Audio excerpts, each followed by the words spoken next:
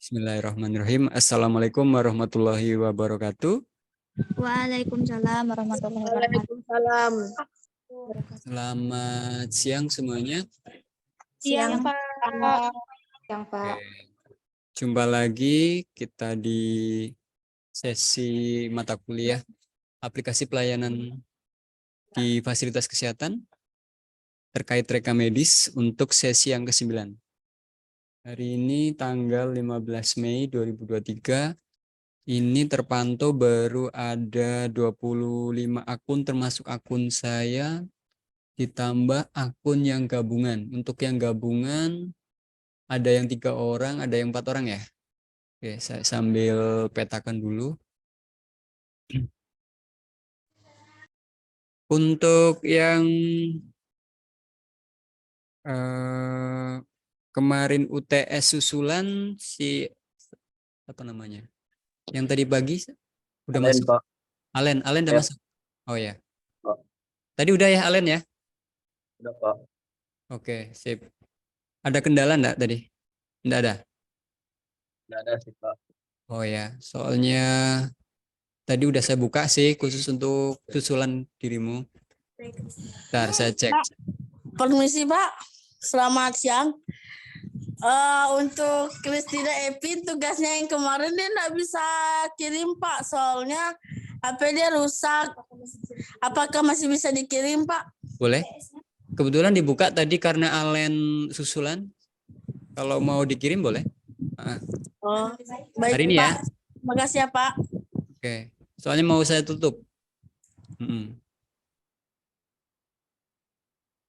Oke, ada lagi? Yang lain? Oke, Alen tadi sudah masuk atau belum ya? Bentar.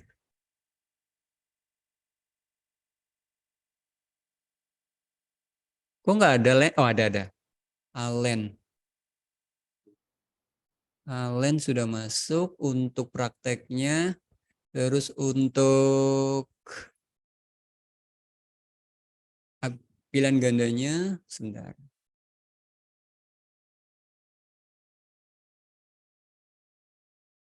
Oke, pilihan gandanya juga udah masuk ya. Nanti saya rekap, maksudnya saya koreksi. Nanti saya umumkan semuanya. Baik, hari ini kita lanjutkan materi. Sebetulnya hari rencana saya mau praktek untuk Simpus. Cuma karena kita online ini banyak kendala ya. Dan kalaupun saya siapkan server, saya perlu waktu. Nah, sampai hari ini saya belum setting server prakteknya. Jadi nanti kalau misalkan nanti kita nggak kekejar di penyampaian materi Simpus, maksudnya praktek menggunakan Simpus di Puskesmas, nanti kita praktek pas sesi tatap muka ya. Karena nanti kan ada satu tatap muka menjelang UAS. Gitu. Sebagai tambahan untuk materi Simpus akan saya sharingkan bagaimana cara kita coba mencari, karena kalau yang kemarin kita bahas itu kan yang open source yang disediakan oleh Kementerian Kesehatan. Kalau yang berbayar itu disebut apa? Ada yang tahu enggak? Ayo nyalakan kamera, ini masih diskusi nih, jangan saya ditinggalkan sendiri. Kalau software yang gratis itu disebut software open source. Kalau yang berbayar namanya apa kemarin? Ingat nggak? Windows, Pak. Contohnya Windows, ya. Tapi bahasa lawannya dari open source apa? Kalau Windows kan bukan open source. Awalnya P. Masih ingat nggak? Atau dalam bahasa Inggrisnya closed source. Tapi ada bahasa satunya lagi. Jadi sumber aplikasi yang terbuka, yang memungkinkan untuk kita modifikasi dan edit. Dan kita kembangkan secara mandiri jika kita menggunakannya. Dan dia gratis. Kalau yang akan kita coba cari referensinya adalah yang berbayar. Nah, kalau yang berbayar ini bahasa IT-nya teknologi informasinya apa? Ingat nggak? Lupa, Pak. Nggak ingat, Pak. Proprietary software. Saya ketik di kolom chat.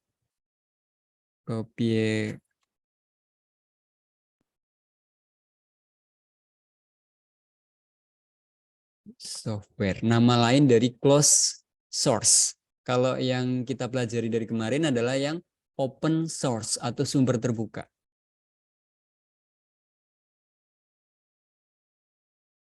Jadi dia software yang berbayar, yang jika kita menggunakan harus beli, begitu.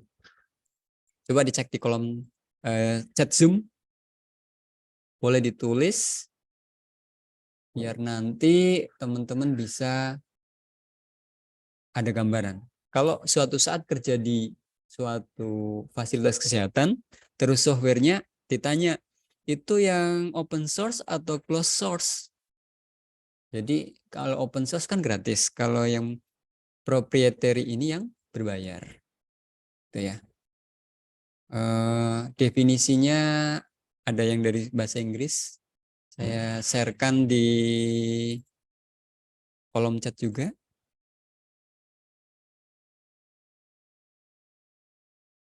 Kurang R tadi ya. Proprie. Nah, ini lawannya dari yang open source yang kemarin kita coba bahas materinya. Nah, kita coba akan cari di internet yang berbayar. Proprietary. Boleh ditulis silakan. Intinya adalah proprietary software ini adalah software yang berbayar. Di mana sumbernya adalah closed source. Kenapa perlu saya sampaikan di sini? Karena nanti kalian pada saat bekerja itu akan dihadapkan pada dua pilihan. Apakah softwarenya gratis atau yang berbayar?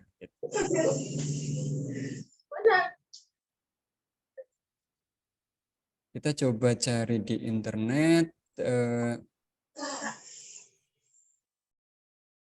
Nah, sudah kelihatan di layar? Sudah? Sudah ya? Kita coba cari dengan kata kunci Simpus. Nah, teman-teman bisa kita lihat di sini, kalau pakai kata kunci Simpus, itu yang tampil itu link-link yang sudah dimiliki oleh suatu puskesmas tertentu, ada juga yang link dari perusahaan yang menjual. Kalau ini kita coba klik simpussurabaya.go.id. Kalau ini berita ya. Kalau ini coba kita klik. Nah, ini adalah penjual apa? Perusahaan yang menjual Simpus gitu.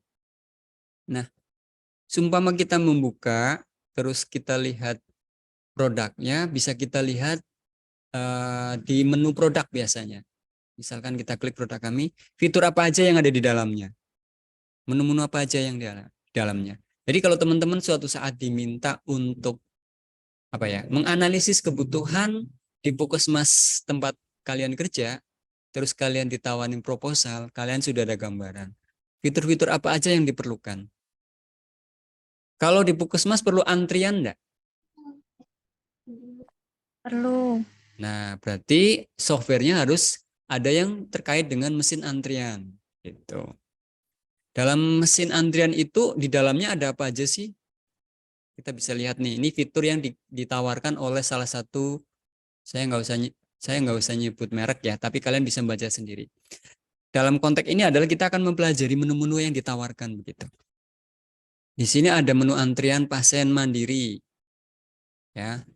Terus fitur unggulan yang lainnya, dia bisa fitur SMS. Saya pernah nanya di kelas ini, SMS masih diperlukan enggak? Untuk saat ini. Layanan. Pak. Biasanya di mana kalau SMS ini? Untuk daerah terpencil, Pak. Pintar. Untuk daerah Area. yang jangkauan internet, Pak. Nah, pintar. Artinya daerah-daerah yang masih akses internetnya masih terbatas, bisa jadi opsi nih. Gitu. SMS Gateway namanya. Ini namanya layanan SMS Gateway. Jadi untuk daftar menggunakan SMS gitu. Kalian bisa lihat di sini ini alat apa nih? Pernah lihat? Pernah Pak di puskesmas. Iya, di rumah sakit, di puskesmas, di klinik juga kadang ada. Ini antrian ya. Terus di sini katanya ada nawarkan proposal. Kita download proposalnya. Coba kita seolah-olah kita sebagai staf di puskesmas, lalu kita dimintai tolong oleh atasan kita, misalkan Rizka, tolong analisa apa? Coba cek proposal penawaran tentang penggunaan Simpus yang berbayar ini kira-kira cocok nggak di tempat kita. Gitu. Jadi orang rekam medis itu berperan dalam menganalisa kebutuhan gitu. Di sini proposal tentang mesin antrian ya, sebagai salah satu fitur yang ada di Simpus gitu. Nah, kita lihat di sini ada tujuannya. Kita hanya akan fokus ke ininya aja, fiturnya. Mesin antrian mandiri dikembangkan dalam beberapa model, basic, menengah, lengkap. Jadi dia menggunakan kayak ATM ya, ada komputer layar sentuh. Kalau yang versi basic, versi menengah ini layar 40 in dan sebagainya ini. Antrian pasien mandiri APM disingkatnya. Di sini ada istilah RFID. Ada yang pernah dengar istilah RFID? RFID itu kayak pembaca EKTP. Pernah lihat? Saya yakin teman-teman udah pernah biasa pakai ATM? Pernah Pak. Nah, ATM itu kalau dimasukkan itu nanti dibaca menggunakan teknologi RFID. Atau kalau apa ya? Yang pernah ke Jawa, mohon maaf, pernah naik KRL, jadi setiap akan masuk ke naik kereta itu ditempelkan gitu. Pernah Pak. Atau absen karyawan menggunakan RFID juga. Nah, ini strukturnya. Jadi ada komputer klien, server. Kalau komputer klien itu komputer yang apa? Kalian pahami? Komputer yang bagaimana? Yang digunakan oleh siapa? Lawannya dari komputer server. Materi pertama tentang hardware. Komputer klien ini digunakan oleh siapa? Kalau di pendaftaran.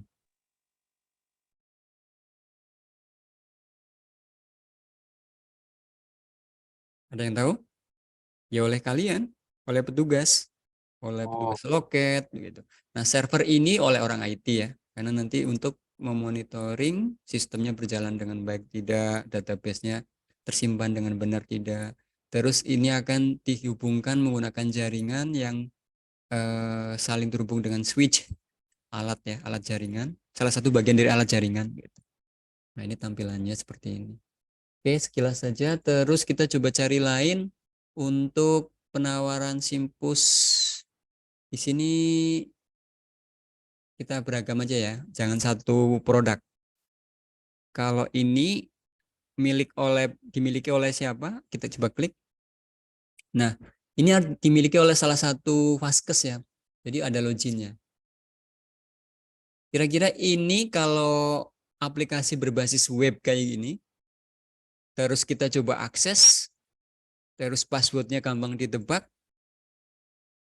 berarti ini terkait dengan aspek apa? Pertemuan ke-4 ya, sebelum UTS. Aspek apa nih? Keamanan, Pak. Pintar. Alen, aspek keamanan. Jadi passwordnya itu harus susah ditebak, terus jangan ditukar-tukar dengan pengguna lain, terus penggunaan huruf dan angka, huruf besar dan kecil, kombinasi. Jadi dibikin sedemikian rupa untuk tidak mudah ditebak. Nanti pada saat login, ini bisa dipakai enggak? Enggak. Tentunya, maksudnya ini enggak bisa kita login ya, karena ini milik oleh Pemda Bandung. Begitu. Nah, ini menu tampilan dari aplikasi Simpus yang berbasis web. Kalau kita klik antrian online-nya, coba menunya kayak mana? Nah, seperti ini tampilannya teman-teman. Nanti ada akses loginnya. Ini Simpus online-nya. Nah ya, ini tampilan-tampilan yang ada di lapangan. Tergantung nanti kita ketemu pakai yang mana. Kalau yang nanti kita praktekkan yang dari saya, yang dari Kemenkes, pas tatap muka lah. Tapi saya usahakan yang online nanti saya coba buatkan servernya dulu. Oke, itu contoh kedua. Contoh ketiga coba lagi cari yang lain. Ini Simpus Kabupaten Magelang. Kita lihat. Nah, ini sistem informasi manajemen puskesmas terpadu milik Magelang. Ada loginya juga ya. Kalau ini bisa dihack, artinya faktor apa penyebabnya biasanya? Ada yang tahu nggak? Bisa dibobol gitu. Tadi aspek keamanan kata Alen betul. Tapi sub dari aspek selanjutnya apa? Sistem keamanan yang ada di sistemnya itu ya. Misalkan ternyata penggunaan salah satu sistem keamanan internalnya tidak bagus jaringannya misalkan. Sehingga memungkinkan untuk diretas. Kita lagi coba cari lagi. Ini Dinkes Jombang, berarti yang ada di Jawa Timur. Jombang ini Jawa Timur ya. Ini Simpusnya coba kita lihat tampilannya seperti ini. Nah, di sini ada modul-modul. Kalau di Jombang ada modul loket, berarti pendaftaran, poli umum, poli gigi, poli KIA. Kenapa di puskesmas rata-rata tidak ada puskesmas? Tidak ada puskesmas. Rata-rata tidak ada spesialis. Pertanyaan sebelumnya udah pernah saya tanyakan nih. Kenapa? Kenapa tidak ada poli spesialis di puskesmas? Pertemuan pertama, ada yang ingat?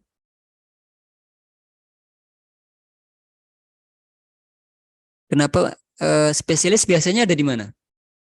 Di rumah sakit, Pak. Di rumah Ya. sakit, Pak. Rumah sakit.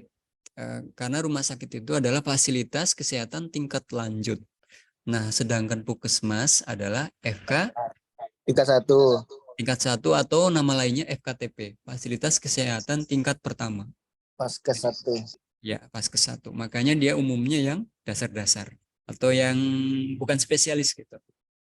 Ya, apotek, laboratorium, rawat inap. Nah, ini menu-menu atau modul yang ada di Simpus di salah satu puskesmas di Jombang. Kita lihat cari lagi. Ini Tangerang. Banyak banget ya. Rata-rata berbasis online ya. Kalau berbasis online. Nah, yang nanti kita praktekkan yang kayak gini nih. Ini berarti Tangerang Selatan Kota menggunakan Simpus yang dibuat oleh Kemenkes. Tampilannya seperti ini. Saya belum sempat online kan ya. Nanti kalau online kan teman-teman bisa akses tampilannya kurang lebih seperti ini. Akunnya, passwordnya gitu. Oke, ternyata ada ya satu ketemu nih yang menggunakan Simpus yang open source yang dikeluarkan oleh Kementerian Kesehatan. Kalau yang tadi di atas tadi itu yang proprietary atau yang berbayar. Oke, kita coba. Nah, ini termasuk yang terkenal juga nih karena selain bikin Simpus, tahu saya dia bikin SIM-RS. Simpus. Ya, kita coba lihat. Trust Medis. Oh, ini ada penawaran gratis. Kalau kita coba klik coba. Penawaran gratis ini biasanya untuk uji coba aja. Bukan berarti gratis pakai. Coba kita lihat. Nah, kan dia minta jadwal demo. Jadi misalkan kita sebagai kepala puskesmas atau kepala rekam medis puskesmas, kita mau nyoba dulu sebelum beli gitu kan. Nah, jadwal uji coba gratis. Jadi teman-teman nanti kalau bantu kepala puskesmas, Pak, ini ada penawaran nih dari pihak ketiga. Kita tes dulu tuh, uji coba dulu. Karena kan beli mahal-mahal, tapi kalau nanti nggak cocok di puskesmas kita, ya tentunya kita perlu pertimbangkan jadi ambil atau tidak gitu ya. Trust Medis ini kita coba lihat fitur-fiturnya. Ini kan betul bisa untuk rumah sakit, bisa untuk puskesmas, bisa untuk klinik. Di sini ada fitur apa aja nih? Kita lihat. Kita ada e-booknya. Kalau e-booknya bisa di-download nggak ini? Program Trust Medis Academy. Pelajari cara implementasi HIS dan dapatkan proyek eksklusif bersama Trust Medis. Ini apa nih?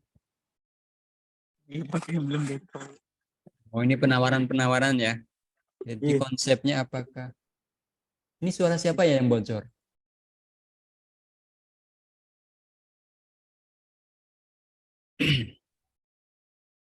Pelatihan gratis. Nah, ini dilakukan pelatihan gratis, terus penawarannya apa aja nih? Nah, ini tampilannya nih. Ini simpus dari yang dikeluarkan oleh Trust Medis. Berbayar juga dia. Bagus-bagus ya tampilannya. Ya, orang berbayar. Di sini ada menu. Nah, yang saat ini sedang tren yaitu digitalisasi rekam medis elektronik. Penggantimu. Terus fitur HIS, Health Information System, riset dan integrasi. Nah, ini biasanya terhubung dengan data ya. Nah, ini nama-nama pasiennya. Terus fitur lainnya lagi bisa teman-teman coba explore. Solusi digital efisiensi. Nah, ini ada video YouTube-nya. Cara menggunakannya nanti. Fitur secara unggulan ini bisa kita lihat mulai dari admisi berarti untuk pendaftaran, medical check up berarti untuk pelayanan medisnya, rawat inap karena kan puskesmas juga ada yang rawat inap kan, terus yang rawat jalan, terus rekam medis elektronik tentunya. Hemodialisa ini berarti kalau bisa untuk rumah sakit ya, bukan untuk puskesmas. Ya, karena ini tentunya untuk gabungan, bisa untuk puskesmas maupun rumah sakit. Jadi fitur yang ditawarkan oleh perusahaan salah satunya yang sedang kita explore ini, ya seperti ini tampilannya. Ini untuk front office. Terus yang modul back office. Back office itu berarti untuk kantornya ya. Ada keuangan, penggajian, gudang atau inventory, remunerasi atau pembagian jasa, terus penggajian atau forecasting, terus kepegawaian dan pengaturan. Dashboard untuk pelaporan. Nah, di sini juga ditawarkan modul integrasi. Nah, BPJS Fit-Claim. Nah, habis ini nanti kita akan coba ngomongin Fit-Claim. Terus BPJS Picker. Aplicare ini kaitannya dengan layanan-layanan BPJS semuanya ya. Ini pihak-pihak asuransi, terus ini punyanya Kemenkes, Digital Transformation Office. JKN mobile berarti untuk aplikasi yang berbasis HP. FansLab ini berarti untuk penyedia layanan laboratory information system atau LIS, Nakom dan sebagainya. Zahir ini untuk penggajian, Medishub. Oke ya, ini contoh aplikasi Simpus yang dari pihak ketiga yang dimana dia sistemnya adalah harus beli. Kita lihat di sini ada kolom harga. Coba kita cek harganya berapa. Biasanya nggak disebutkan, tapi ada juga yang disebutkan. Ada juga yang konsepnya adalah ini apa namanya ya, KSO kerjasama operasional, KSO kerjasama operasional. Jadi dia didasarkan pada misalkan pengalaman kalian pernah PKL, berapa pasien dalam sehari rawat jalan biasanya? Biasanya lebih dari 150 sih, Pak. Woi, Ya. di rumah sakit mana itu? Di rumah sakit Tanggau. Oke, artinya rumah sakit besar ya. Nah, Iya, Pak. kalau di tempat Pak Noto ada berapa? Nggak sampai segitu belum sih. Kadang sampai segitu, tapi rata-rata kalau hitung angka cepat itu terakhir itu sekitar di bawah 100, di atas 50. Ya 70 gitu lah, 50 lah kadang sehari. karena masih sepi gitu. Kerjasama KSO, kerjasama operasional. Jadi dia itu belinya dengan sistem per jumlah pasien, misalkan satu pasien harga tarifnya 10.000. Ketika kerjasama operasional itu, yang 8.000 itu atau yang 5.000 itu tergantung kesepakatan ya. Yang 5.000 itu untuk pihak penjualnya, penjual aplikasinya. Ada juga yang sistem beli per bulanan di sini. Jadi dia sistem apa ya? Sewa aplikasinya itu adalah berbasis cloud computing. Ingat materi keempat. Apa itu cloud computing? Masih ingat nggak? Pengertian sederhananya saja. Cloud computing itu gimana? Komputasi awan. Jadi dia servernya tidak ada di Puskesmas, tidak ada di tempat kerja kita. Dia ada di pihak ketiga, penjualnya. Terus kita hanya fokus menggunakan aplikasinya saja. Nih, kayak sewa ya, Pak. Ya mirip lah, mirip kayak sewa. Ini per bulan 350.000 per bulan katanya. Tapi biasanya lihat di bawahnya apa aja yang didapatkan modulnya. Di sini ada modul pendaftaran, antrian, rawat jalan, rekam medis, kasir, dashboard, booking online. Nah, ini bisa mulai dari 350.000. Jadi sewa software ya, bukan beli. Ini konsepnya kayak KSO juga sih. Ada juga yang standar. Ini kalian bisa baca enggak? Ini berapa sewanya? Yang standar. 1.050.000. Oke, pinter. Jangan bayarnya apa bacanya 1.000 saja ya, bukan. Ini ada ribuannya nih. Berarti ini 1.050.000 per bulan. Isinya apa aja? Nah, ini di bawahnya. Nah, suatu saat kalau teman-teman bantu manajemen dalam menentukan kita cocok pakai yang mana, lihat fiturnya di bawahnya. Mendapatkan 14 modul. Karena lebih mahal tentunya jumlahnya lebih banyak ya. Kalau ini menunya ada 7, ini ada 14. Kelihatan ya? Inventory, broadcasting, keuangan, e-kios. E-kios ini untuk antrian ya. Kayak ATM tadi. Terus ini yang beragam ya. Intinya saya mau memfokuskan ke menu-menunya. Makin mahal menunya makin banyak nih. Ini 20 modul, makin banyak ya. Tapi yang SIM RS Hansa kemarin ada berapa, ingat nggak menunya? Banyak banget ya. Itu ada front office, back office, ada bridging, sekitar tabelnya itu ada sekitar 8 menunya ada sekitar 844. Padahal gratis lah. Nggak apa-apa, masing-masing punya kekurangan dan kelebihan. Nah, ini kalau yang aplikasi labnya, ini kliniknya, ini untuk salon kecantikan. Oh ya, kalian kira-kira bisa nggak kerja di salon kecantikan?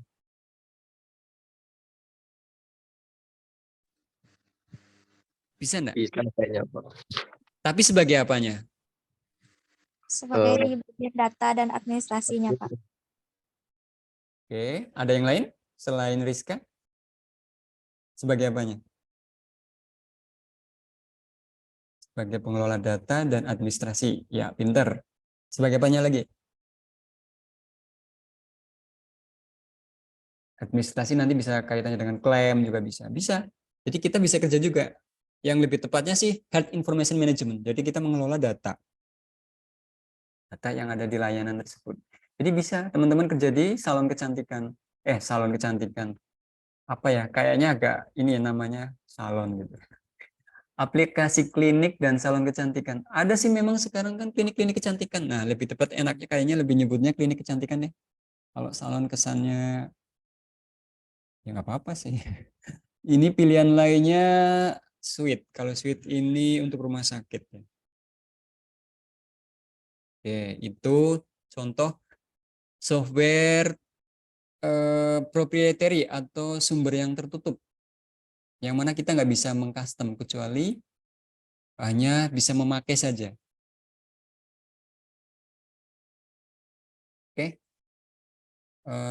Untuk perbandingan, kalau yang sebelumnya open source, ini adalah yang closed source atau sumber pengembangan tertutup, yang mana umumnya berbayar. Mungkin cari satu lagi deh. Ini apa ini? Ini Inhil. Coba kita klik. Simpus versi, karena di lapangan Simpus banyak banget, terutama yang berbayar. Semuanya bersandi ya. Nah, ini Simpus yang berbasis wilayah kerja nih biasanya. Pada saat akan login, kita mau masuk ke Simpus mana? Gajah Mada, Kempas Jaya, Keritang Hulu, dan sebagainya. Biasanya ini nama puskesmas nih. Sungai Raya, dan sebagainya. Inhilkab sih. Ini dari provinsi mana ya? Bisa kita cari. Kalau yang berbayar lainnya, kalau tadi Trasmedis, ini punya kabupaten, Simpus online. Nah, ini kabupaten. Kemarin saya dapat satu lagi yang dipakai oleh Kabupaten Melawi, tahu saya ini deh. Ini Infocus. Ini perusahaan juga. Tonton. Ini Puskesmas. Kita lihat menunya. Puskesmas, elektronik Puskesmas. Kita lihat. Ini nanti teman-teman kalau pas kerja PKL di Puskesmas Melawi, nggak usah kaget ya. Ini tampilannya seperti apa, kita lihat. Nah, masuk ke dalamnya, terus kita coba cari Puskesmasnya.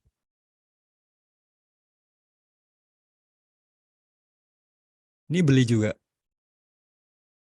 Atau proprietary software. Layanan. Nah, kita lihat menunya dulu deh. Ada elektronik antrian, elektronik klinik, e-bidan, berarti untuk bidan, terus e-dinkes, e-dashboard ini untuk laporan, e-pustu ini untuk puskesmas pembantu, ini puskesmas induk, ini e-posyandu. Di sini ada cloud computing, jadi komputer awan ya. Jadi servernya ini dikelola oleh pihak ketiga. Jadi pengguna Simpusnya nanti fokus ke pelayanan saja, tidak usah memikirkan servernya harus bagaimana.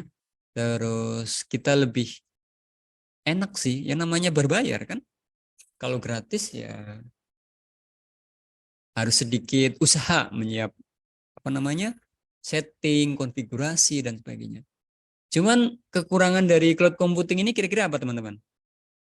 Kalau misalkan kalian tempat kerja kalian memutuskan menggunakan konsep cloud computing, datanya tersimpan di mana? Ada yang tahu nggak?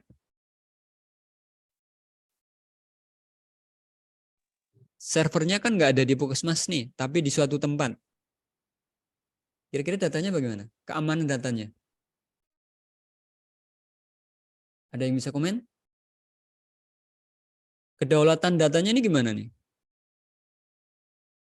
Salah satu kekurangannya yaitu tadi.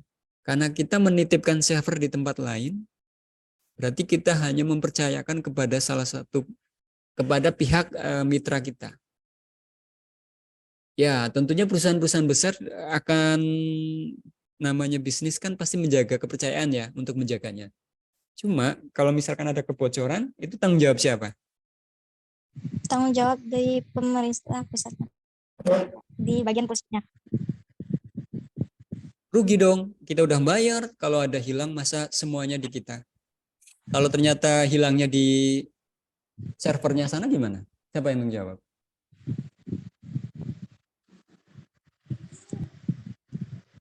Bagian mereka kan Pak. Soalnya kan mereka yang menyediakannya. Ya harusnya begitu. Artinya gini teman-teman, pada saat kalian membantu pimpinan kalian dalam memutuskan keputusan itu, baca tuh proposalnya. Ketentuan-ketentuannya bagaimana? Aspek keamanannya bagaimana Pak? Kalau suatu saat ada kejadian, apakah nanti kita akan saling menyalahkan atau bagaimana? Atau diaudit dulu kesalahannya oleh pihak mana? Apakah oleh pihak puskesmasnya atau pihak penyedianya? Terus mekanisme keamanan backup datanya bagaimana gitu. Apakah disimpan di komputer lokal juga atau di cloud computing atau servernya sana? Berarti yang lebih aman itu menggunakan yang berbasis gratis atau yang berbayar, Pak? Bukan begitu. Kalau gratis pun kalau pertahanannya buruk ya jelek. Masing-masing punya kekurangan dan kelebihan. Mau pakai gratis tapi tim IT-nya tangguh, bagus juga, ya kan? SDM-nya mampu, bagus juga gratis. Ya nak. Bayar juga bagus, asal kalian harus baca ketentuannya. Misalkan dalam menghadapi nanti suatu masalah bagaimana, terus keamanan datanya bagaimana, sistemnya berjalannya itu disimpan di mana. Cloud computingnya ini berada di Indonesia, di Singapura, di Malaysia, di Amerika, atau entah di mana servernya. Harus tahu. Baru tanda tangan. Jangan asal beli, harganya 1 M, ya kan? Tapi ternyata kita kurang mendalami. Ibaratnya kalian beli kucing dalam karung, tidak tahu isinya kucingnya itu bagaimana. Apakah oyen, apakah hitam, atau lainnya. Apakah dia sehat, apakah dia bagus atau enggak. Jadi kalau beli software juga begitu, dipelajari ya.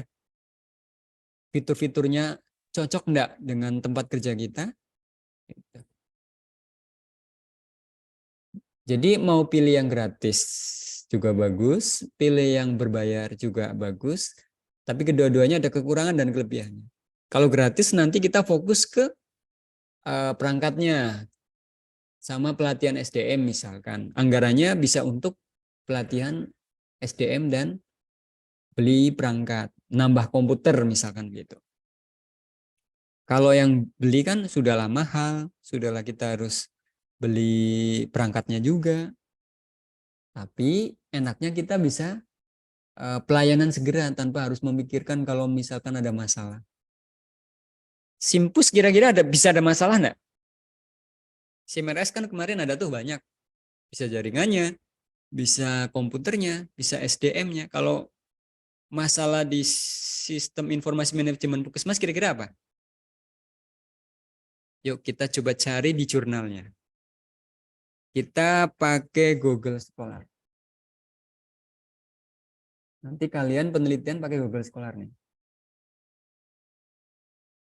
Permasalahan Simpus. Permasalahan Simpus. Pakai 2 kata kunci aja. Ada enggak? Nah, ada nih. Analisis penerapan sistem informasi manajemen Puskesmas dengan model Human Organization Technology atau HOT-FIT. Terus jurnal yang kedua, ini jurnal-jurnal ya. Evaluasi implementasi sistem informasi manajemen Puskesmas terintegrasi di mana? Nah, ini contohnya di Yogyakarta. Nah, Simpus di berbagai tempat nih. Kita coba lihat. Mau dibuka yang mana? Kalian mau buka yang mana? Nomor 2, nomor 1, nomor 3. Dan seterusnya banyak nih. Kita lihat permasalahan apa yang timbul di implementasi Simpus. Yang di Jogja itu ya, Pak?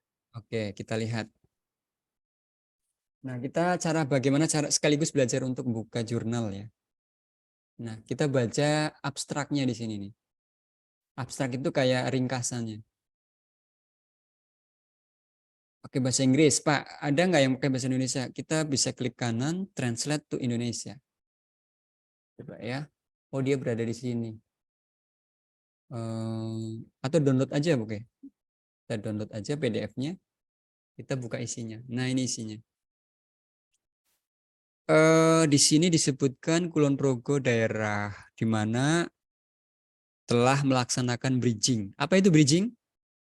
Menghubungkan 2 sistem ya. Antara Simpus dengan Piker. Di sini disebutkan begitu. Terus tapi tidak di sini diantaranya masih adanya data yang tidak sinkron antara Simpus dan Piker. Nah, ini masalah apa? Masalah manusia atau masalah sistem? Kalau kondisi kayak gini. Sistem, Pak. Sistem. Artinya biarpun sudah menggunakan Simpus, tapi masalahnya masih ada, yaitu adanya data yang tidak sinkron atau terhubung antara Simpus dengan Piker. Piker ini kan punyanya BPJS, ya kan? Gitu. Serta belum integrasinya Simpus. Nah, ini bisa jadi rujukan penelitian kalian di tempat lain, misalkan di Puskesmas tempat kakak kelas kalian, Dara Juanti, itu masih kondisinya masalah nih. Kalau mau diteliti nih, ini bisa jadi rujukan jurnalnya. Jadi nanti kalian sudah penelitiannya nanti bahkan banyak terkait dengan sistem informasi, teman-teman. Jadi mata kuliah saya ini harus benar-benar kalian dalamin. Catat setiap hal-hal yang menarik. Bingung dulu enggak apa-apa. Ini menggunakan teori human organization, teknologi, dan benefit. Nah, yang dipakai. Jadi nanti yang diteliti adalah terkait manusianya, organisasinya, teknologi yang dipakai, dan keuntungannya. Berarti ini teknologinya yang udah bermasalah nih, tidak sinkron. Ya, kalian dan teman-teman. Nah, ini penelitiannya, hasil penelitiannya. Oke. Oke, berarti tugas ya. Teman-teman cari di Google Scholar, cari jurnal-jurnal yang terkait dengan Simpus. Pakai kata kunci Simpus. Permasalahan boleh dan sebagainya nih. Linknya saya bagikan ke grup kelas. Bentar. Tugas. Cari jurnal terkait implementasi. Tugas individu ya. Cuma nyari terus download PDF-nya. Terus harus beda ya antara satu dengan yang lainnya. Tugas cari jurnal. Tugas individu. Nanti saya bimbing. Nanti saya bimbing. Apa? Dibikin PDF kah atau hanya kirim PDF itu aja file? Kirim PDF sama ini. Apa namanya? Buat ringkasan pendeknya. Masalahnya apa yang timbul di situ? Di dalam implementasinya gitu. Kayak ringkasan pendeknya gitu. Tugas individu cari jurnal terkait implementasi Simpus. Terus buat ringkasan pendeknya, masalahnya. Ini aja. Ringkasannya boleh ditulis tangan aja, nggak usah banyak-banyak. Satu paragraf aja. Masalahnya apa yang timbul di situ. Terus fotokan, kirim. Kenapa saya nyuruh tulis tangan? Supaya kalian langsung baca dan tulis, diambil gitu. Nggak usah diketik. Karena dia tulis tangan di kertas, masalahnya apa yang timbul di jurnal tersebut, di Puskesmas itu. Tugas individu cari jurnal terkait implementasi Simpus, terus buat ringkasan pendek, nggak usah banyak-banyak. Nggak usah panjang dan lebar, paling satu paragraf aja cukup. Terus buat ringkasan permasalahan yang timbul.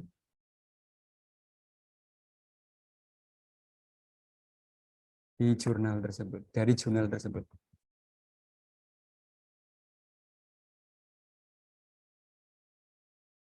Nanti saya bimbing, nggak usah khawatir, kalau mau bertanya pasti saya jawab. Link carinya di sini, link carinya di sini. Jadi kalian belajar berbasis jurnal. Google Scholar ya. Nah itu. Langsung cari aja nanti habis ini. Oke. Oke, tambahan ya untuk materi Puskesmas hari ini. Sekaligus tugas. Pak Noto sering ngasih tugas, waktunya sangat fleksibel, tapi jangan diabaikan ya. Kalau nanti teman-teman sudah dikasih waktu panjang tapi nggak diselesaikan, ya rugi sendiri. Nanti saya nggak bisa bantu. Terutama kalau nilai UTS-nya jeblok, nanti saya bantunya dari tugas-tugas itu. Kita stop share screen. Udah kebaca ya tadi ya di grup? Udah Pak, itu tugasnya tuh itu kak Pak? Pakai Word gitu kak Pak? Nggak usah. Tulis tangan di kertas buku kalian, lalu foto, kasih nama aja. Bahwa di Puskesmas A, misalkan tadi kan Puskesmas Pulauan Progo, masalahnya apa? Oh, baik Pak. Tuh. Tapi Makasih. sertakan dengan jurnalnya. Jurnalnya di-download dalam bentuk PDF. Oke ya, saya ulang nih. Perhatikan Rido dan teman-teman, saling kerjasama karena harus beda-beda nanti satu orang dengan orang lain. Baik Jangan Pak. jurnal yang sama. Banyak banget di internet. Nah, saya share screen lagi. Linknya udah saya bagikan di grup. Nanti saya ajarin cara nyarinya. Misalkan Rido mau cari topik apa? Pak, batas pengumpulannya sampai hari apa Pak dan tanggal berapa? Segera. Kalau bisa hari ini. Ya. Gampang kok nih, makanya perhatikan dulu, nggak usah nanya waktunya kapan. Karena yang penting gini, kalau dikasih waktu nanti biasanya kalian suka mepet-mepet, saya nggak seneng gitu. Perhatikan nih, gampang banget caranya. Kalian buka link yang tadi saya bagikan di grup, lalu masukkan kata kuncinya, Simpus. Oke. Nanti kan ketemu nih judul-judulnya, cari yang PDF. Bisa jadi ada yang nggak bisa, satu orang dengan orang lain beda ya, karena nanti dibagikan di grup.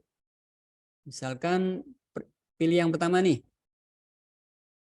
Nah, Salsabila sudah milih yang ini misalkan. Lalu di sini ada namanya full text.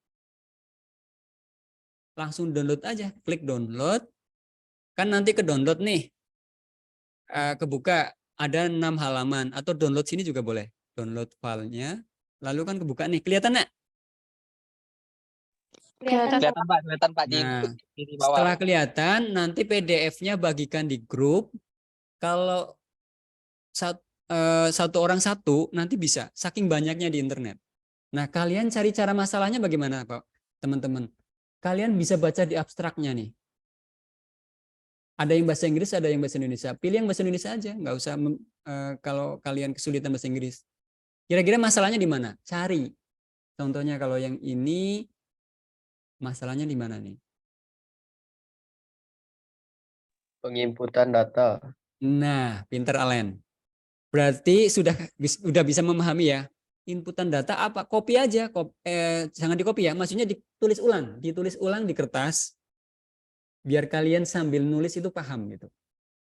Setelah itu foto kirim. Ini contohnya saya, ini jangan diambil ya karena saya sudah download. Kirim ke saya boleh, Japri dulu, nanti saya bimbing. Kirim filenya, PDF-nya, terus permasalahannya ditulis tangan. Lebih cepat, lebih baik. Jangan sungkan bertanya, gunakan pendampingan dari saya. Pasti bisa lama-lama. Oke? Jangan menganggap berat ini tugas ya, karena ini saya full maksimal mendampingi kalian. Misalkan tadi udah mana tadi? Udah di-download jurnalnya. Nah, ini kirim ke saya dulu boleh. Ke grup langsung juga boleh kalau udah yakin benar, karena nanti teman-teman bisa baca. Nah, seperti ini. Lalu ditulis tangan permasalahannya. Cara melihat masalahnya itu tadi di abstrak. Ya. Abstraknya ada di nih biasanya. Cari aja di antara ini pasti ada masalah. Masalah kenapa diteliti. Ada 53 orang harus beda-beda ya. Kalau yang sama terus nanti saya tolak, terus saya suruh cari yang lain. Pasti ketemu. Pak, cara mengetahui yang terkait dengan topik jumlahnya ada berapa? Coba kita lihat. Nih, ada berapa teman-teman? Dengan kata kunci Simpus ternyata ketemu ada berapa? 1970. 970 Pak. Nah, artinya kalian bisa satu-satu, satu orang satu jurnal. Waktunya pokoknya lebih cepat lebih baik saya dampingin. Habis ini aja langsung praktek. Kan cuma baca, cari, temukan yang ada terkait dengan Simpus atau sistem manajemen Puskesmas, terus cari masalahnya, tulis, kirim. Kalau ada kendala nanti saya bantu. Tenang. Pokoknya kalian pasti bisa. Cari yang PDF-nya tuh, ada 1000 Nah, banyak banget nih hasil pencariannya. Oke, cukup. Saya akan masuk ke materi tambahan terkait dengan iklim. Tapi kalau nggak selesai nanti saya sambung di pertemuan selanjutnya. Kayak hari ini kan lanjutan dari Puskesmas, materi Puskesmas atau sesi yang sebelumnya. Oke, Oke sudah kelihatan ya di layar. Jadi di Indonesia ini melalui Kementerian Kesehatan ada namanya Jaminan Kesehatan Nasional. Atau teman-teman kalau udah biasa dengar BPJS, nah BPJS itu adalah lembaga yang mengelola program Jaminan Kesehatan Nasional ini. Di mana ya ini terkait dengan kayak asuransi ya. Asuransi tapi yang dikeluarkan oleh pemerintah. Teman-teman punya kartu BPJS? Punya tidak? Punya, Pak. Nah, itu terkait dengan program namanya Jaminan Kesehatan Nasional, di mana nanti dalam prosesnya itu menggunakan aplikasi yang disebut elektronik claim atau e-claim INAJBG kalau di rumah sakit. Kita lihat isinya apa aja sih? Di sini ada metode, ada proses, ada aturan, ada masalah, ada hal-hal yang perlu dilakukan dalam era Jaminan Kesehatan Nasional. Nah, ini dia. Mungkin teman-teman agak tricky dalam memahaminya. Jadi ada istilah namanya universal health coverage atau apa namanya ya? Pengcoveran pembiayaan kesehatan secara massal. Ya, asuransi yang dilakukan secara massal. Jadi seluruh warga Indonesia wajib menggunakan BPJS. Gitu ya. Di sini ada istilah konsep universal health coverage atau pembiayaan kesehatan secara semesta atau secara seluruh warganya gitu. Di sini ada konsep persamaan dalam mengakses layanannya. Equity, quality, persamaan dan kualitas dalam menerima akses pelayanan kesehatan. Equity, equality, access. Terus universal health coverage ini setidaknya diatur dalam 5 kontrol, yaitu keuangan, pembiayaan, keuangan berarti financing, pembiayaan, apa pembayaran ya, metode pembayarannya itu bagaimana, terus regulasi, terus organisasi, dan persuasion. Persuasion itu kayak anjuran. Untuk memiliki kartu BPJS kalian dipaksa enggak selama ini? Ini terkait dengan persuasion. Dipaksa enggak sih? Atau Tidak. tidak ya? Tidak, Pak. Oke, tidak. Tapi faktanya bagaimana teman-teman? Ketika mau bikin SIM ternyata harus punya kartu. BPJS.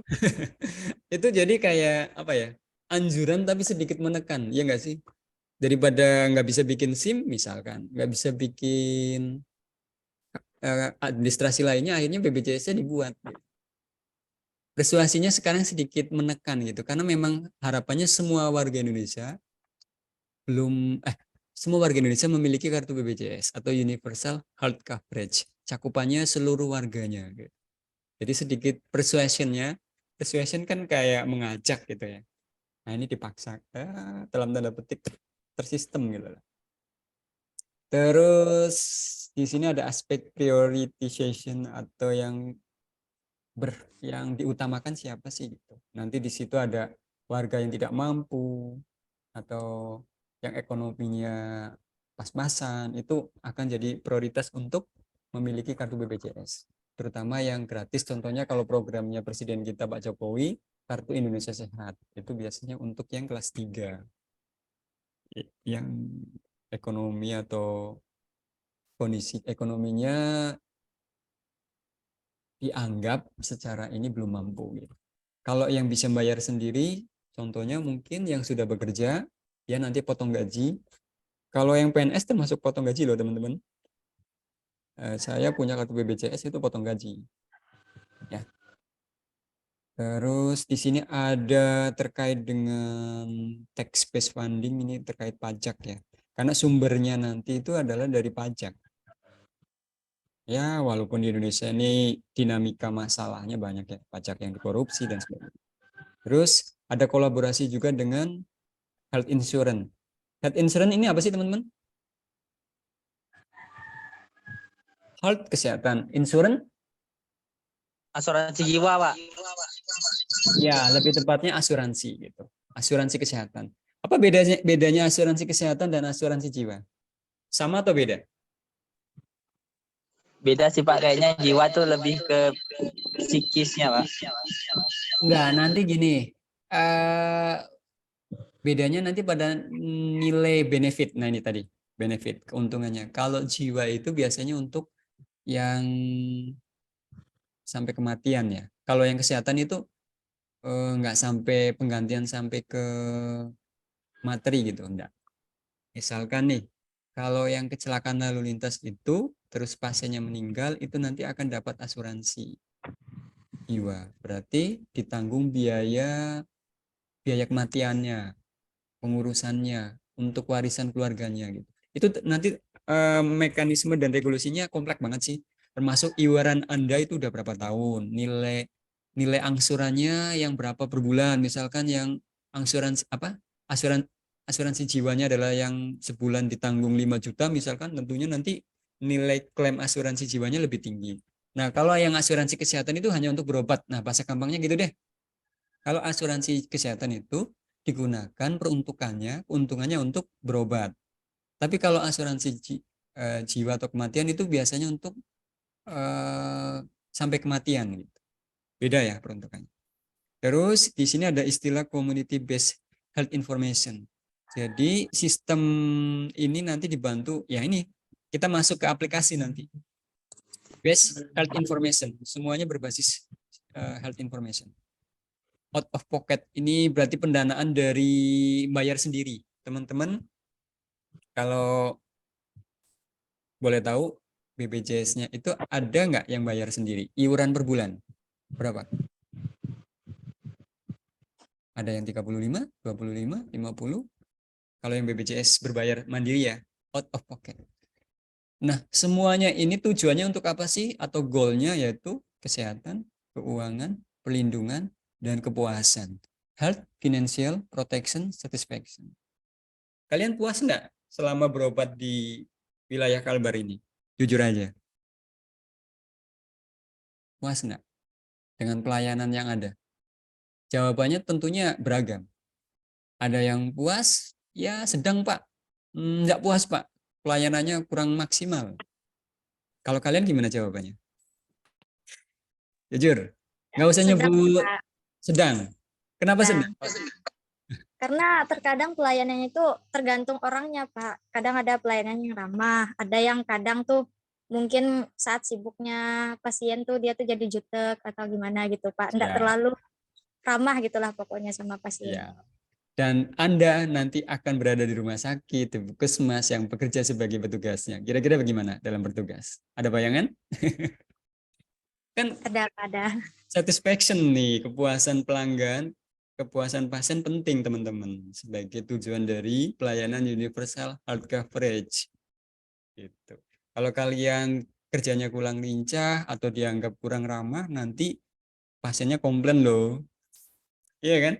Iya dong. Kan punya hak. Jadi ya itulah dinamika kerja di fasilitas kesehatan. Next. Metode pembayaran SBG itu bagaimana sih? Nah, setidaknya ada beberapa konsep, yaitu dua ya.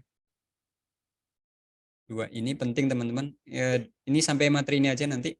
Yaitu retrospective payment dan prospective payment. Di mana retrospective payment ini adalah sistem pembayaran berdasarkan apa yang sudah apa yang sudah layanan diberikan. Di mana nanti dia misalkan Anda berobat ke rumah sakit A, pendaftaran 5.000, terus obatnya berapa? 55.000, obat agak mahal misalkan. Untuk konsulnya berapa? Dokter umum misalkan dokternya 20.000. Total berapa biayanya? Pendaftaran 5.000, obat 55. 5.000 tambah 55 berapa? 60, 60. Terus konsulnya 20. Total berapa? 80.000. 80.000, 60 tambah 20. Nah, itu dibayarkan asuransinya senilai 20.000 karena Anda menghabiskan sebesar tadi berapa? 5.000 tambah 55.000 tambah 20.000, 80.000. Retrospective payment. Jadi dibayarkan berdasarkan apa-apa saja yang tadi sudah dikeluarkan. Emang nanti ada beda cara pembayaran asuransi yang lain? Ada, yaitu prospective payment. Ya. Nah, kalau yang retrospective payment ini dibayar berdasarkan jumlah pengeluarannya berapa gitu, teman-teman. Atau istilah lainnya fee for service. Pembayaran berdasarkan layanan yang Anda terima apa aja, terus dibayar berapa. Ya, obatnya berapa, jasa dokternya berapa, jasa perawatnya berapa. Ya ini pada prinsipnya sama kayak kalian berobat umum. Nah, pasien umum ya. Kalau operasinya sampai 50 juta, ya dibayar 50 juta. Gitu. Nah, beda dengan pembayaran prospective payment. Pembayaran dalam arti di sini adalah nanti pembayaran yang dibayarkan ke rumah sakit. Ketika asuransinya retrospektif adalah dibayarkan oleh pasien itu, sedangkan prospective payment adalah bayarkan berdasarkan iuran. Teman-teman iurannya berapa, nanti dapat manfaatnya apa saja, terus nilai paket pelayanan berdasarkan prospective payment-nya berapa. Ini nanti ada kondisi di mana dia untung dan juga rugi. Habis ini akan saya tunjukkan ya contohnya ya. Mana yang retrospektif, mana yang prospektif. Kalau prospektif ini berdasarkan pengelompokan paket atau cash mix gitu, cash base. Nanti di pertemuan berikutnya kita praktek aplikasinya. Kalau yang di puskesmas pakai kapitasi, tergantung jumlah warga puskesmasnya di situ ada berapa, wilayah kecamatan biasa.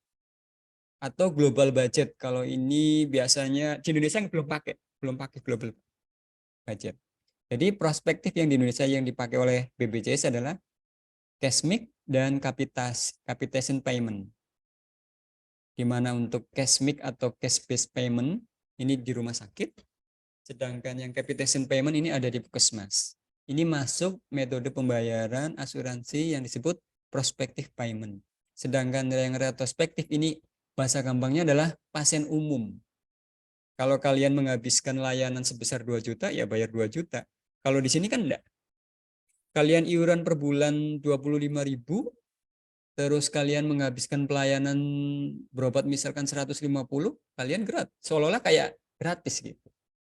Cuman kekurangan dan kelebihannya ada sih. Ketika Anda enggak sakit tetap bayar iuran kan? Ya enggak? Karena sistemnya gotong royong. Ya, Pak. Tapi giliran pas kalian sakit baru ada manfaatnya. Itu berarti kelebihannya. Ketika kalian sudah punya kartu BPJS, pernah dipakai belum? Pernah, Pak, paling buat beli obat ke apotek aja.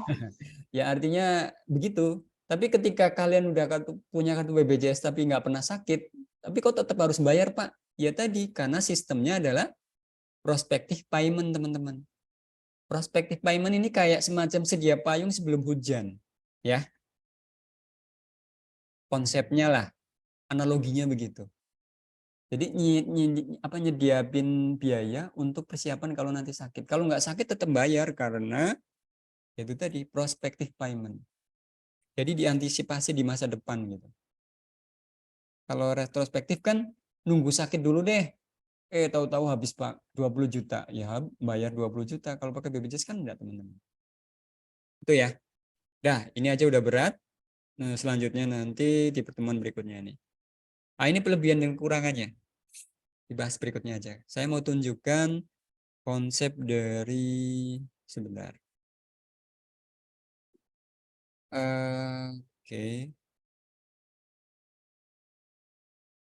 Aplikasi e-claimnya yang ada di konsep prospektif tadi, payment.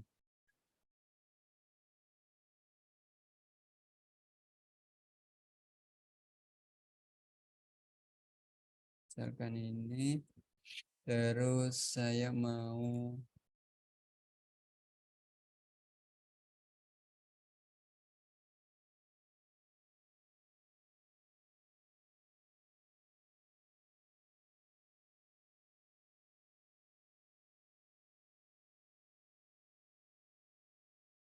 lagi dipakai. Oke, pilih yang lain. Tablet IGD master.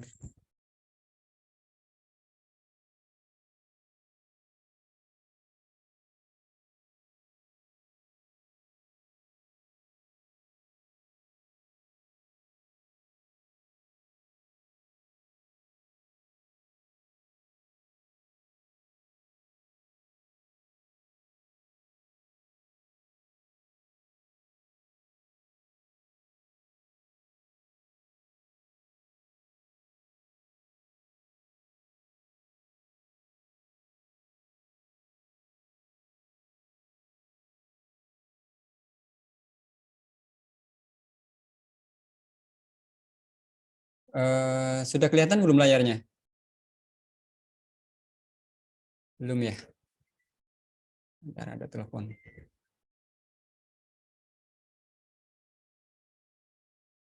Halo? Halo? Waalaikumsalam. Yuk.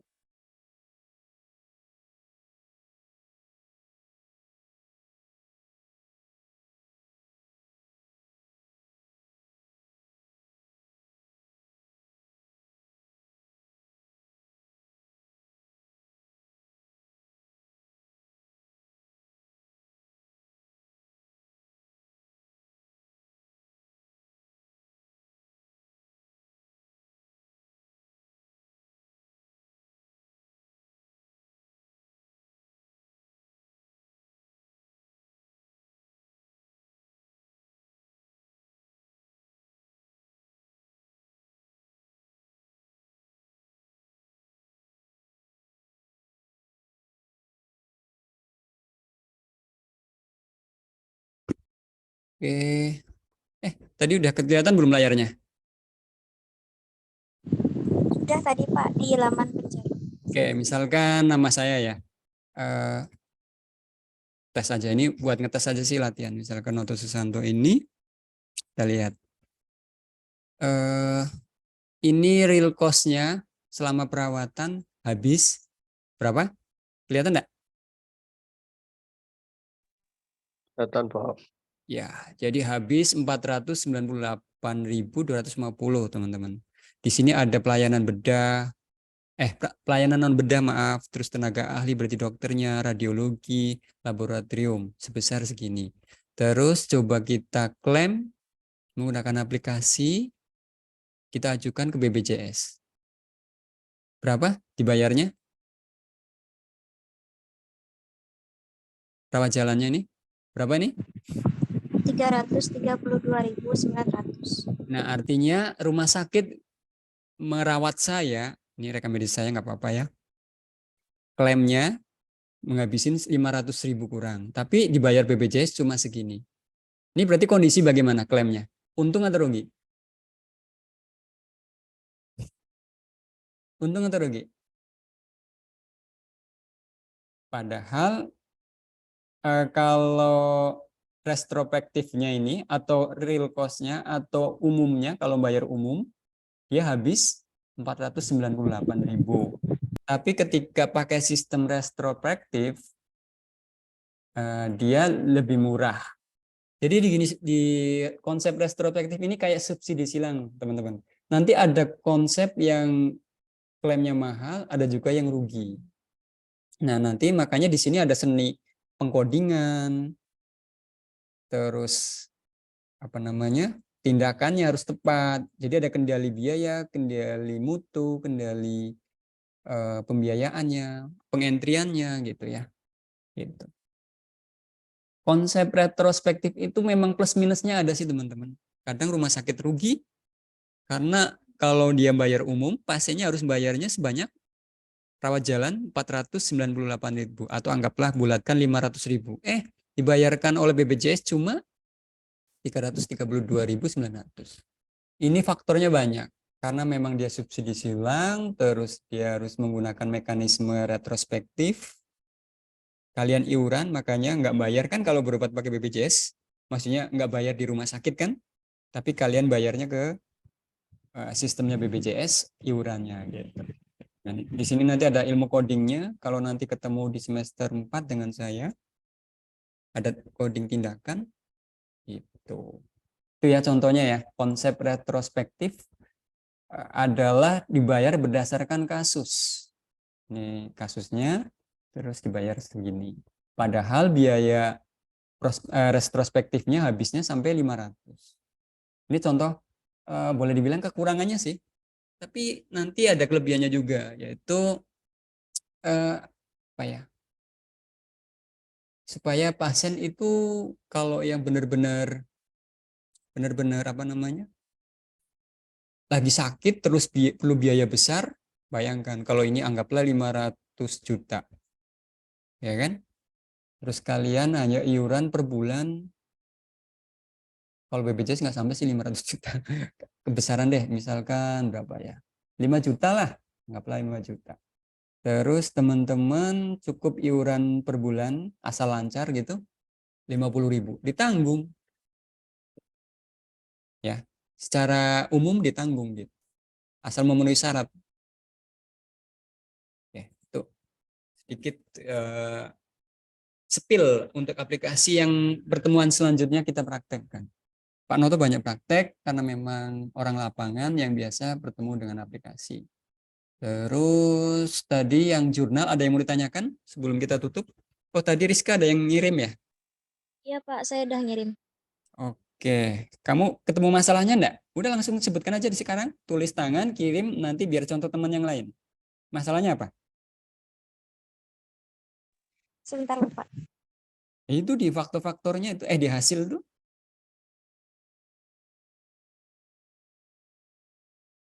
Penyebab tidak digunakannya simpus. Nah, kamu tulis tangan, habis ini kirim ke grup ya. Udah, kamu udah dapat 100 nanti nih. Tinggal tambahi masalahnya aja. Udah saya terima tuh untuk jurnalmu, Rizka. Teman-teman yang lain ikutin. Nggak boleh sama, kan ada 1000, ada 2000-an tuh jurnal. Pilih-pilih aja. Oke ya Rizka, ada yang lain? Ada yang mencoba? Sebentar Pak, saya kirim dulu Pak. Boleh, boleh. Nanti saya cek. Kalau udah benar, tinggal kamu eksekusi. Nggak usah ngundur-ngundur waktu deh, nanti malah kelamaan. Orang gampang kok. Tapi dibaca ya, jangan gampangan juga. Masalahnya apa gitu? Masalah dalam penelitian tersebut yang terkait dengan simpus, gitu sih. Punya saya tadi permasalahannya itu tidak menggunakan simpus karena pelayanan penerimaan pasien rawat jalan secara manual mengakibatkan proses pelayanan membutuhkan waktu yang lama, terutama saat pencarian nomor rekam medis untuk pasien yang tidak membawa kartu berobat, Pak. Artinya simpusnya sudah ada, tapi kendalanya seperti itu gitu kan, Rizka? Iya, Pak. Nah, kamu tulis tangan, kasih nama, kasih tanggal, setorkan ke grup, biar teman-teman yang lain mencontoh polanya ya, bukan mencontoh isinya. Kalau isi kan pasti beda-beda tuh. Ya, paham ya? Paham, Pak. Ya, dapat 100 tuh. Kayak gitu. Pinter, Rizka. Ayo yang lain. Ini Rido, sebentar saya baca dulu. Terkait simpus nggak Rido? Oke. Jurnalnya saya terima, Rido. Tinggal kamu cari masalahnya, kayak punya Rizka. Masalahnya itu Pak, yaitu dari segi jaringan, internet, dan sistem pengolahan data. Itu berarti terkait apa yuk? Terkait itu Pak. Hardware. Apa itu namanya? Jaringan enggak sih Pak? Iya, jaringan sendiri sih, bagian dari hardware. Ya, terus apa lagi? Nah, itulah kamu tangkap, udah benar tuh. Softwarenya Pak. Softwarenya kenapa? Softwarenya kan karena butuh internet yang lancar, jadi kalau pakai internet yang lambat enggak jadi lama mengolah informasinya Pak. Oke, jadi berdampak ya, infrastrukturnya bermasalah itu. Iya Pak. Oke, sip. Nah, tinggal eksekusi dapat 100 poin tuh. Kalau ngikutin apa yang saya ajarkan pasti bisa. Yuk, yang lain. Berburu, jangan sama. Oke, jurnalnya RC. RC. Halo RC. Bentar, saya cek. Halo Pak, Oke, masalahnya apa? masalahnya tunggu, Pak. Boleh nih? Itu Diangkat. Simpusnya belum terintegrasi secara menyeluruh, jadi Mm-mm. bagian poliklinik sering terjadi memberikan coding penyakit Mm-mm. sehingga berpengaruh dengan laporan 10 besar penyakit. Bagian Mantap. farmasi Ya, sering terjadi salah input jumlah obat sehingga output laporan pemakaian obat harus diedit kembali. siap. Oke, saya terima. Sekarang kamu eksekusi buat ringkasan masalah dari jurnal yang kamu angkat nih tahun 2014 ya. Ya. Oke, sip, saya terima. Share ke grup ya. Baik, Pak. Wahyu mana Iya. Wahyu? 100 juga, Sri RC asal dieksekusi. Wahyu mana Wahyu? Saya Pak Wahyu Pak. Oke, ini masalahnya apa nih? Kalau jurnal udah saya terima. Dari aspek manusia, organisasi, teknologi, dan manfaat Pak. Ini bukannya yang saya tadi ya, cari yang lain dong. Ini yang tadi Pak ya?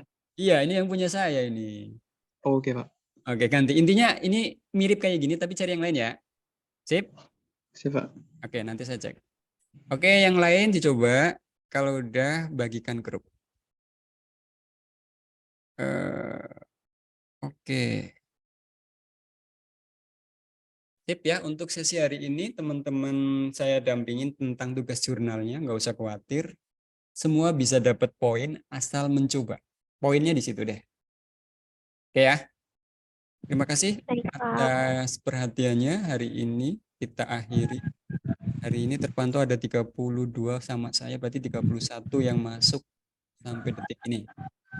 Semoga pertemuan 9 ini bisa dipahami materi-materi yang sudah saya sampaikan. Terus nanti materi yang tadi sebagian sudah saya singgung, sudah saya ulas maksudnya, nanti saya bagikan ke grup. Demikian yang bisa saya sampaikan. Assalamualaikum warahmatullahi wabarakatuh. Selamat siang. Waalaikumsalam warahmatullahi wabarakatuh. Selamat siang, Pak.